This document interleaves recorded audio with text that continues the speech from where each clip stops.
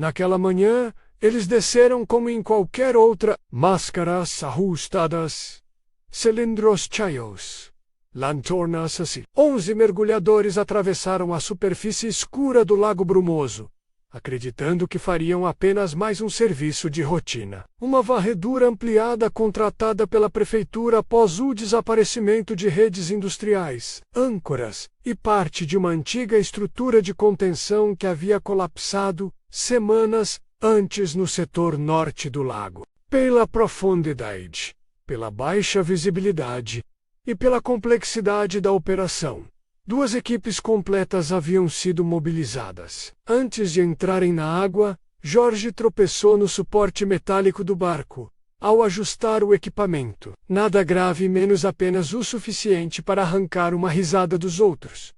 Enquanto Ana, por puro hábito, se aproximava para reajustar a fixação de seu cilindro. Ela apertou a trava, testou a válvula e bateu 2 vezes no tanque. Agora tenta não morrer por idiotice antes de entrar na água. Hei-Ru não fazia ideia de que aquele gesto banal decidiria quem viveria. Nada parecia fora do comum, mas poucos minutos depois, a equipe de apoio na margem veria, através do monitor conectado a uma das câmeras submersas, algo que não deveria existir em lugar nenhum daquele lago. Uma porta.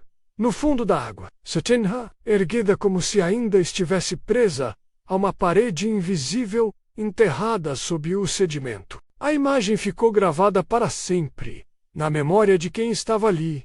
O feixe trêmulo de uma lanterna atravessando a escuridão verdinagra, até revelar um retângulo perfeitamente humano, com dobradiças corroídas, batente afundado na lama, e uma moldura tão reta que parecia ter sido instalada ali por mãos humanas, mesmo estando a dezenas de metros abaixo da superfície, em uma área onde, segundo todos os mapas públicos da região, jamais existira construção alguma. Por alguns segundos, ninguém falou, nem os mergulhadores, nem a equipe na margem, porque antes mesmo do medo vir, veio a pergunta: como uma porta podia existir no fundo de um lago, onde não deveria haver nada? E a resposta para essa pergunta arrastaria aquela pequena vila para um dos desaparecimentos mais perturbadores de sua história. O Lago Brumoso sempre carregara uma reputação estranha. Durante o dia, sua superfície refletia os montes e casas de pedra da vila com uma beleza quase irreal, como se fosse um espelho enterrado entre colinas. Barcos de pesca riscavam sua água desde antes de qualquer morador vivo se lembrar. Crianças aprendiam a nadar ali. Turistas vinham em certas épocas para passeios e trilhas ao redor da margem. Mas à noite, o lago mudava. Moradores antigos juravam que certas partes dele pareciam profundas demais para seu tamanho. Pescadores evitavam a região norte após o anoitecer. Alguns diziam que bússolas falhavam perto da água em noites de neblina. Outros contavam ouvir sons metálicos, vindos do centro do lago, quando tudo ao redor estava em silêncio. Como em toda vila pequena, ninguém sabia exatamente onde terminava a lenda e começava o exagero. Mas todos respeitavam o lago, porque naquele lugar, a água sustentava tudo. Era dela que vinham os peixes, o turismo, os contratos de manutenção subaquática, os empregos, os negócios locais. O Lago Brumoso não era apenas paisagem, menos era a razão de a vila existir. E era por isso que quando os 11 mergulhadores saíram naquela manhã clara de primavera, ninguém imaginou que metade da cidade estaria reunida horas depois na margem. Olhando a água em silêncio, eles eram profissionais, não aventureiros, não homens e mulheres acostumados a operar onde quase ninguém tinha coragem de entrar. Pedro liderava a equipe, menos conhecido por aceitar trabalhos que outros recusavam e por manter uma calma quase irritante em situações extremas. Ana sempre levava, no bolso interno do traje, uma pequena foto plastificada da filha. Theo tinha uma cicatriz no queixo de um acidente em uma barca anos antes. Marina cheirava permanentemente a café, porque começava toda manhã, com 2 canecas, antes de vestir o traje. E Jorge era o melhor deles, especialista em mergulho de caverna.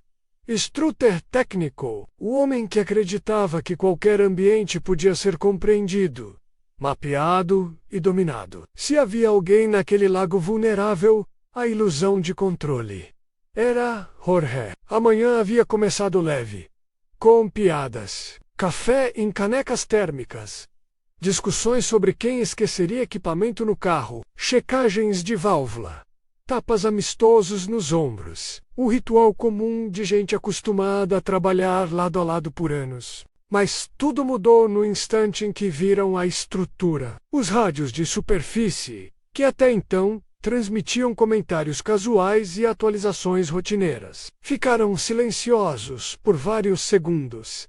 Então uma voz surgiu no comunicador. Beixa, decrente, quase sussurrando.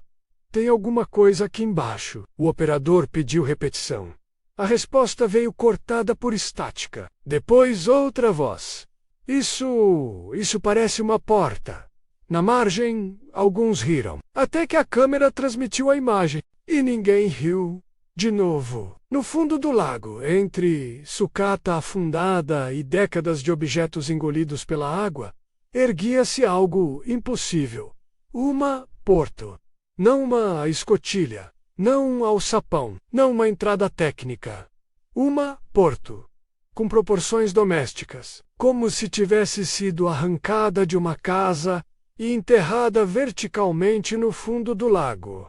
Mas aquilo era impossível por um motivo simples. Não havia registro histórico público de nenhuma construção naquele ponto antes da formação do lago. As lanternas convergiram sobre o objeto. A lama saiu em nuvens lentas quando Jorge limpou parte da superfície e revelou gravuras, símbolos circulares, linhas entrelaçadas, geometrias repetidas. E entrei, uma espiral interrompida por um único corte vertical, no centro.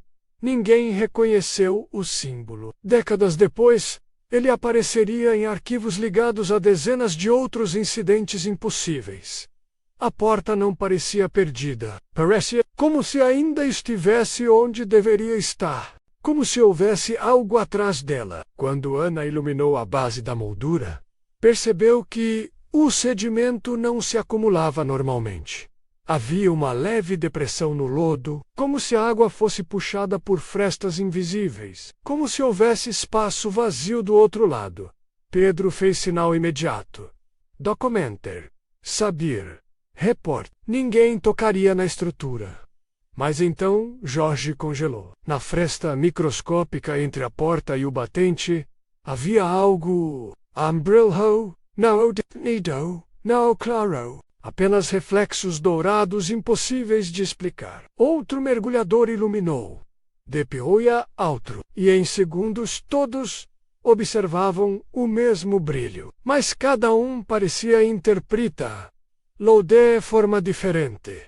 Alguns o chamariam depois de ouro, outros de metal polido, outros de arquitetura iluminada. Um diria que parecia uma cidade. Outro juraria ter visto pessoas. Nenhum relato coincidiria perfeitamente, porque todos haviam visto a mesma coisa, mas através de si mesmos. Se tiver alguma coisa aí dentro, isso muda nossas vidas. Alguém disse. Foi a primeira frase que transformou curiosidade em ganância. Ana fez sinal desesperado de retirada. Ninguém a ouviu, porque naquele instante o impossível já havia começado a refletir de volta. Jorge avançou primeiro. Pedro tentou segurá-lo. Jorge se soltou, como se já não pensasse com clareza. Sua mão foi até a maçaneta. No instante em que tocou, a água inteira estremeceu. Não como corrente, não como explosão, mas como um pulso. Profundo, orgânico. As lanternas falharam.